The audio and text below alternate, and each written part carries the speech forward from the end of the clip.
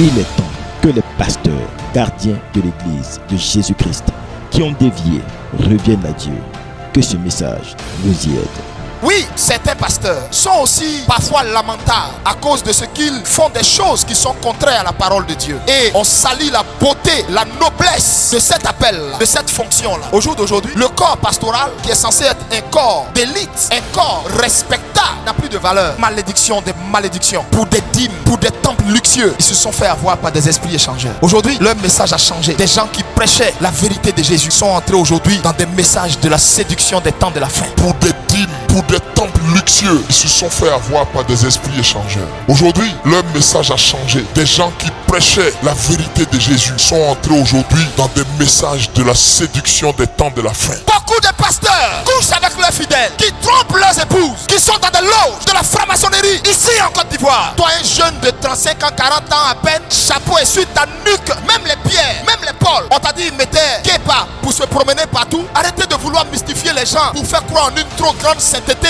en une trop grande relation entre vous et Dieu. Arrêtez. C'est pas ça l'évangile. Arrêtez de vouloir mystifier les gens pour faire croire en une trop grande sainteté, en une trop grande relation entre vous et Dieu. Arrêtez. C'est pas ça l'évangile. L'évangile, c'est l'amour. Aimez vos propres femmes. Ne les battez pas. Si vos femmes veulent parler, il y a beaucoup de choses qu'elles vont dire. Vous souriez avec elles, rien que pour la photo. Mais en réalité, leur cœur saigne. Parce que vous passez votre temps à les tromper, à jouer au dictateur dans vos maisons. Mais il y a n'importe quoi dans la maison de Dieu. Pasteur pédé, pasteur ivrogne, soulard. Ils inventent des actions prophétiques. Viens, je vais te laver un feuille d'hysope. Jésus a lavé qui un feuille d'hysope? L'anarque. Voici l'état de l'église. Viens, on doit faire rituel pour toi. Mais il y a n'importe quoi dans la maison de Dieu. Pasteur pédé, pasteur ivrogne, soulard. Ils inventent des actions prophétiques. Viens, je vais te laver un feuille d'hysope. Jésus a lavé qui un feuille d'hysope? L'anarque. Voici l'état de l'église. Comme ministère ça marche pas, ça s'en va au Togo, au Bénin, partout, aller prendre des feux étrangers pour venir prophétiser. Professeur, tu es sûr que tu vois plus que Esaïe? Esaïe qui a été capable de décrire comment Jésus allait mourir. Lisez Esaïe 53. Lui il a vu Jésus 600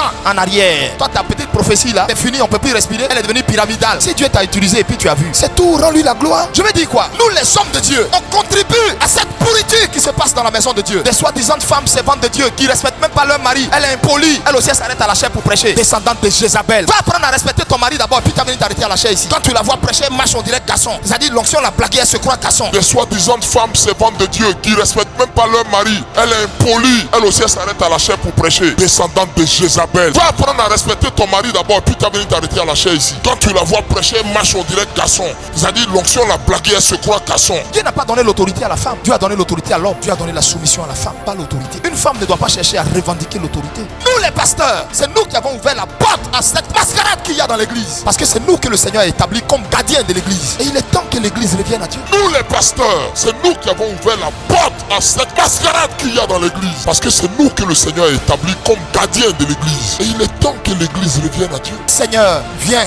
et balaie ton église. Mets dehors la saleté au nom de Jésus.